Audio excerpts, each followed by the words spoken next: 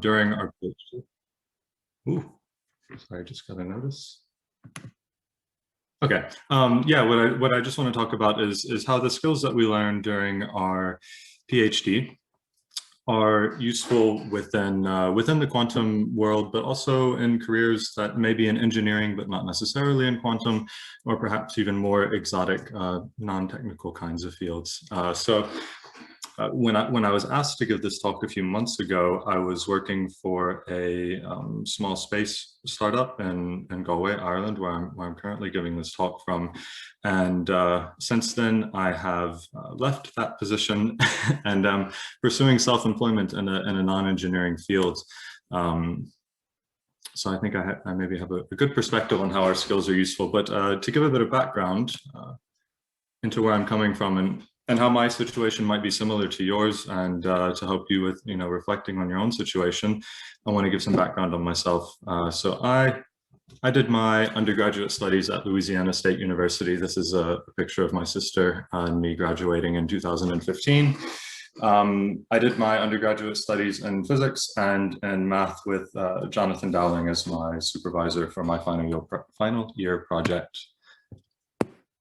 From there, I went to Bristol Uni to be a part of the quantum engineering CDT. This was under Jonathan Dowling's kind of recommendation and a few of my other professors, because I felt like physics was something that I was good at and would also lead to a useful and a fulfilling career, which I still think it. Anyway, I did my PhD here in Bristol in quantum metrology. So this is me in the lab here, under the supervision of Jonathan Matthews. So I was in the 2015 cohort. And for any of the first year CDT students watching, I highly recommend Jonathan Matthews as a supervisor. He's really great. Anyway, it's not a paid promotion, but like I said, my work was very experimental. I was doing quantum metrology, building a laser source for low noise kinds of measurements. This involved a lot of electronics, a lot of optics, cryogenics, numerical simulations, interfacing with lab equipment. There was a lot of theoretical work on statistics, photon statistics, data analysis, things that if you're doing a PhD in a science field, you probably have some experience with either personally or through a colleague of yours. And alongside my PhD, I also did a lot of other extracurricular things. So this is a picture of me on the right doing some acro yoga instruction for a volunteer thing that was going on at the community center in Bristol. And then following my PhD, I did a postdoc at Bristol University as well to kind of wrap things up and to tie up loose ends and properly hand my project over to those who would be taking it up after me. And during this time, during my postdoc, I was also looking for careers within industry, because I didn't feel like the academic path was necessarily the path that I wanted to follow, which is something maybe some of you can relate with. And I ended up in Ireland, like I said, at a small company called Embryonics. The objective of this company, they're a space sector company, so not quantum necessarily, but they are looking at developing the next generation of telecommunication satellites and other photonic communication systems. So think space lasers. I was attracted to this position for a number of reasons, which maybe you can relate to, which would be, one, it was a small company, about 10 people. So that meant it would offer more varied work and different kinds of projects to work on. We can, in academia, sometimes become very focused on one project, especially during a PhD. And this offered the opportunity to explore different things, which was appealing. There was also good overlap with my previous work. Like I said, optics, not necessarily quantum, but things I felt like I could handle, and also be able to approach new challenges effectively. And there would be new challenges. And I guess kind of the last thing that was appealing was that it was offering better pay. I firmly believe that you should probably not work for money. It won't bring you happiness until, after you've reached some kind of baseline level, which is up to you.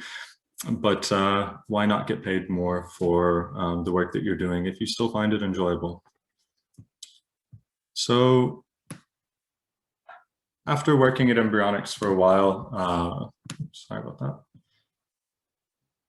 I still had feelings like I was not entirely fulfilled with my work, and and was facing a lot of questions about my future. And this was a lot based on my time in academia and having some of these feelings of unfulfillment every now and then. And I think a lot of us, especially over this past year with COVID, have had a lot of time to reflect on the things that are important to us, and whether what we're doing between 9 a.m. and 5 p.m. Reflects a lot of these values that we've reflected upon. So I decided to leave that position a few weeks ago. And like I said, I'm working towards self-employment in a non-STEM field. So you can see how I took a very kind of standard trajectory through the academic system and into an engineering position, which is something that a lot of you who are doing PhDs are probably considering as a path for yourself. And then to kind of step outside of quantum, and especially to step into something entirely different, you might wonder why you would want to do something like that, or how you could do something like that, and where your skills as a PhD student fit into that. So that's what we're going to talk about for the rest of this presentation, the kind of why and the how. But I think it's important to maybe point out that it's not unusual in any kind of way for you to do something other than what you studied in your undergraduate or in your postgraduate studies. So this is some data that was collected a few years ago, I think 2013, but it's something that we've all heard about and discussed and are very well aware of, that your career after undergraduate studies does not necessarily line up with what you studied in your undergraduate level. And in fact, it's about 75% of people who will do a career outside of their undergraduate studies. We're all familiar with this and it's pretty accepted. But what is discussed much less often, something that I'd never really thought about during my PhD, or even until a bit more recently during this past year, was how many people do a science PhD and then pursue something entirely outside of science, or maybe outside of academia. And it's not 75% of people, but it's a lot higher than you might expect it to be. It's around 50% of people. So this is a Royal Society survey done in 2010, and looks at people who pursued careers outside of science and within science. There's a bit of a breakdown here, and you can see that a lot of people on this lower path stay within academia and follow the career research staff professor route, or they go into a non-academic science field. So maybe this is public policy around science, or industry research like I was doing.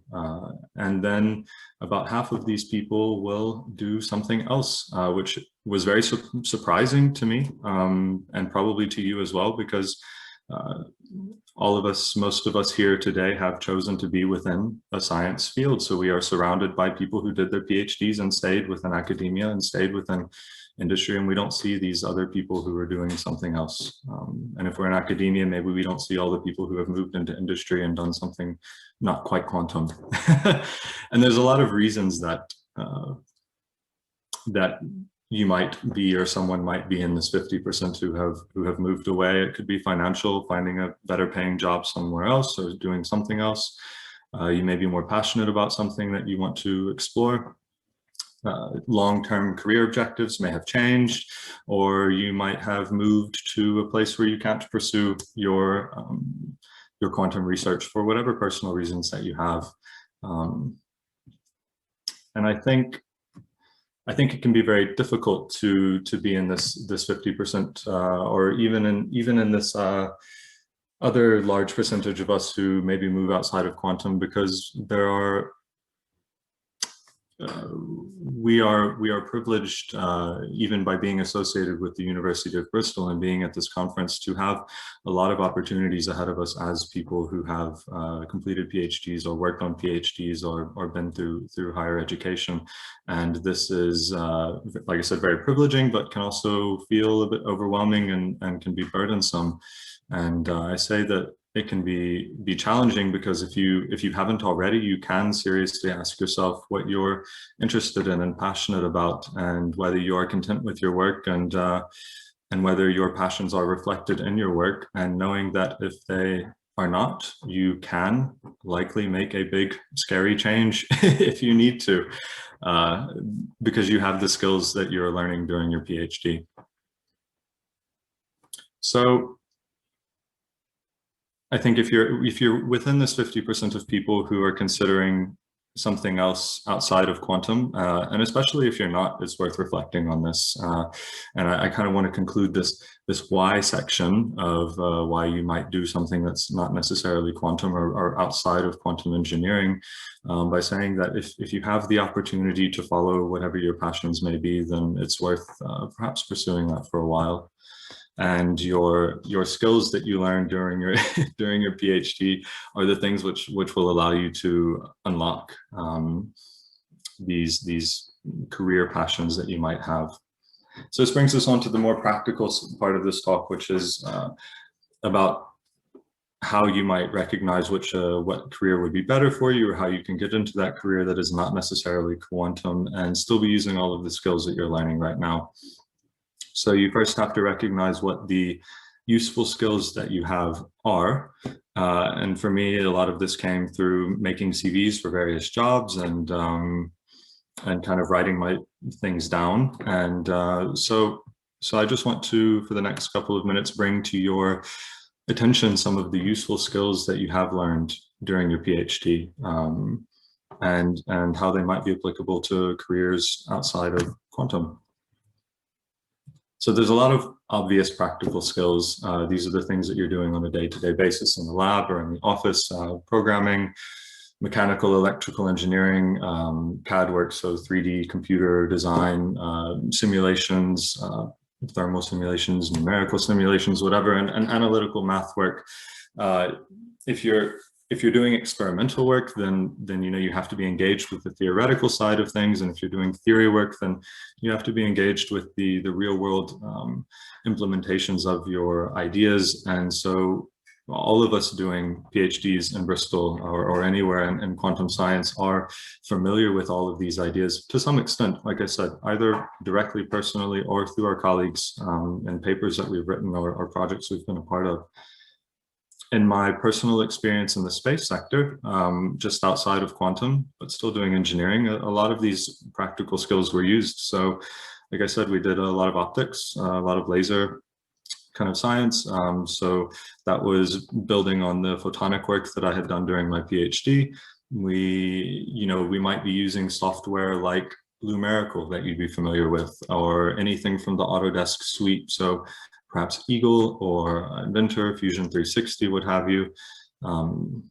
There's a lot of CAD work that is done in engineering for designing perhaps mechanical fixtures for things, or doing thermal simulations. And then there's a lot of theoretical work involved, even on the practical side of this, for optimizing how we would design test structures. If you can more efficiently test your structures, then you save your company money and time, and everyone is happy. So there's a lot of practical skills that you learn, and there's also a lot of soft skills.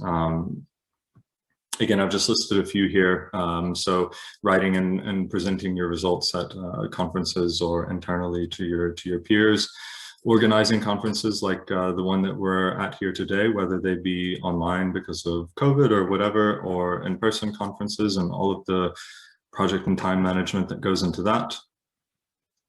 And there's, as well, a lot of teamwork and independent work involved. So being held accountable, personally accountable for the work that you're doing, and respecting the time of your colleagues and your peers and the people that you are responsible for to get your things done in a timely kind of way. And then, again, a lot of these skills were used in kind of the space sector thing, just outside of quantum, presenting to colleagues, keeping track of work in a well-documented way that others could make use of, or that I could make use of later in a month after I had been working on something else. Like I said, we're a small company, and you're moving around a lot, and then collaborating on proposal writing and leading up various aspects of that. And then another set of skills that we don't often think about are the kind of bonus skills that we learn during our PhDs. So this is anything that you might be doing outside of your day-to-day work activities that help keep you happy or sane or motivated, or in any way help you clear your mind between sessions in the lab or in the office. So this could include your hobbies like sports and dance and art and knitting and gaming and music and whatever you like to do. And aside from these things just being fun to do, they also give you an opportunity to hone the skills from your PhD, and they also develop skills that allow you to do your PhD work more effectively. I can remember when our cohort in the CDT was organizing the Quantum Innovation Lab, a lot of the skills that I had used or that I had learned from organizing these yoga classes or sports classes were very useful in organizing the Quantum Innovation Lab, speaking in front of people, getting venues in place, contacting people for food, all of that stuff. And then after the Quantum Innovation Lab, those skills fed right into the extracurricular activities. There's this, constant interplay between the things that we do outside of work and within work. And it's important to recognize that when you are thinking about what your career options are in the future, this extra set of skills that you've learned. So we've kind of talked now about why you might want to do something else, and the skills that you identified, a few skills which you might have developed during your PhD that help you get to where you want to be. And so I'll kind of wrap up this talk with a bit of my own personal experience and putting this all together into practice. So the first thing you need to do is evaluate your skills and your goals. Like we just did, make a list. Look at jobs which inspire you, whatever they may be, within quantum or within the broader engineering field or whatever, and make a fake CV or a real CV, and just write down all of your skills that could make you a good candidate for that job. That's one way to approach this. I also think that it is perhaps useful to do this early in your PhD, whenever it feels right for you, because it can help you focus your PhD work and perhaps not feel so overwhelmed in what you're doing.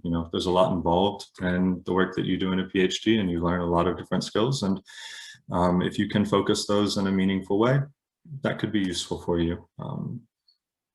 For me, in terms of evaluating my skills and my goals and the things that make me happy, I made a list of the things that I was passionate about.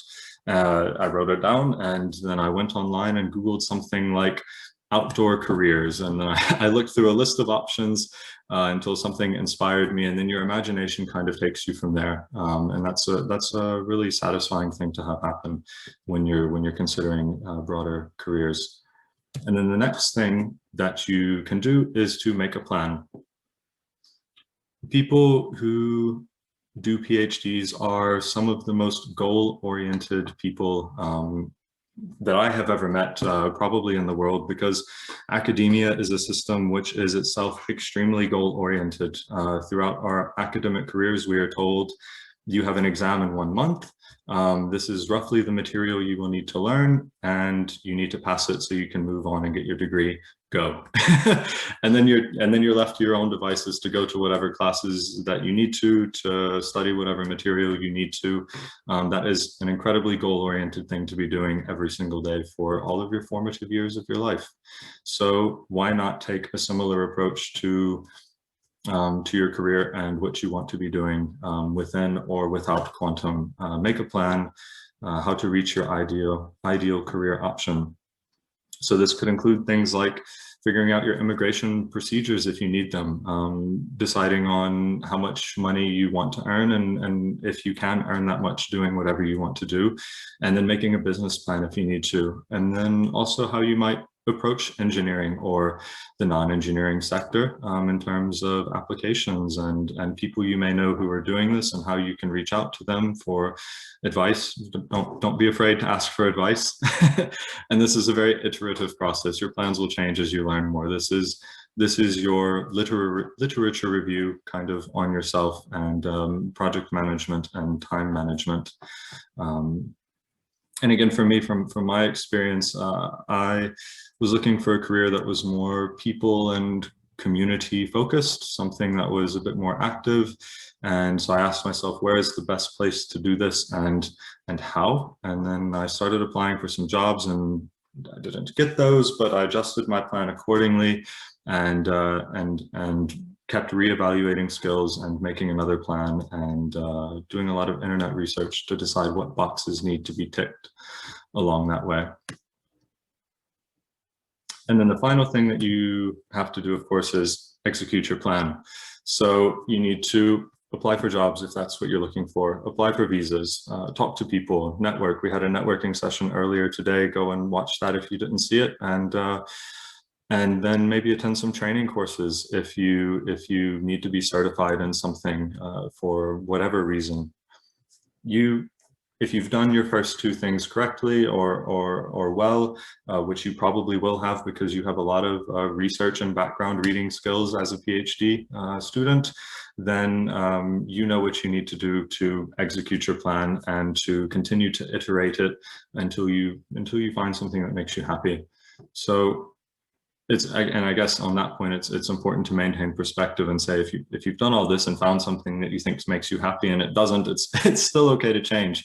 It's still okay to be within whatever percentage of people change their job again, and whether that's within or without quantum.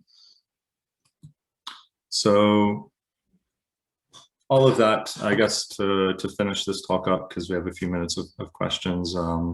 I've alluded a few times that I'm kind of moving out of engineering, and so I'll just finish on a personal note and say I'm currently kind of in the application process for a self-employment visa to be in France, so I can teach sports and mobility classes. It's something I've always been passionate about, engaging with the public to promote active, healthy lifestyles in the outdoors if possible. And it's something I've been doing as a hobby for almost a decade now. You saw the picture teaching earlier, and it's one of these bonus skills that we've worked on, that I've worked on, and it's always made me happy. And while it sounds a bit, maybe sunken cost kind of, I've done this PhD and then I'm doing something that's not engineering. Well, I did, and then I didn't. It still uses a lot of these same skills, time management, project management, public engagement. A lot of the same things that go into organizing a conference go into organizing a fitness class. There's a lot of independent research that has to be done, a lot of learning about kind of sports science, biomechanics, physical safety side of sports, and then a lot of marketing and management and accounting and everything that goes into that. All of these skills and problem-solving skills that we learn are useful everywhere and make us very valuable people to ourselves and to others. So I hope that my example as someone who's gone through academia, who's gone through industry to some extent, and moved into something different to try it at least, can inspire someone else who might be wondering if quantum is the right fit for them, or physics or engineering in the broader sense. So that'll wrap that up. Thank you very much for your time and for your attention. I'm happy to answer questions here or on the Slack channel. Don't forget to check that out if you want to do some kind of existential philosophizing with me over there. But anyway, thank you very much for your time and attention. Thank you, Jason. It's a very nice talk that you just gave. Oh, cheers, sir. It was very nice to have you back. I mean, unfortunately, it's a virtual event, but it's very nice to see you again. No, it's good to see you too. Okay, I'm gonna ask. So we have a couple of questions. So okay. The first one is like, what was it about your work that felt unfulfilling to you? Mm-hmm. Was it the broad picture of what you are doing, or was it the day-to-day tasks you found yourself doing in your work? Yeah, that is a good question and a very big question. Thank you for asking. So, like I said, I spent a lot of time reflecting over the past year about the things that were important to me, and a lot of these things that were important to me were community engagement. They were interacting with people on a day-to-day basis. They were living a more active and outdoor kind of lifestyle. And at some point, I realized that my work did not allow me to do a lot of these things. Engineering work, in my experience, in academia and in industry, is a bit too isolating for me as a person, and a bit sedentary for my day-to-day life. And because of that, I did not feel the kind of social impact which I wanted to feel to make me happy. So I guess that would be kind of the big picture on that. It was just a reevaluation of what made me happy. And it will be different for you, whoever you are, anonymous attendee. It's nice, yeah. People forget that, I mean, you have one life, and yeah, it's nice to be happy. Well, yeah, I think that's probably the most important thing.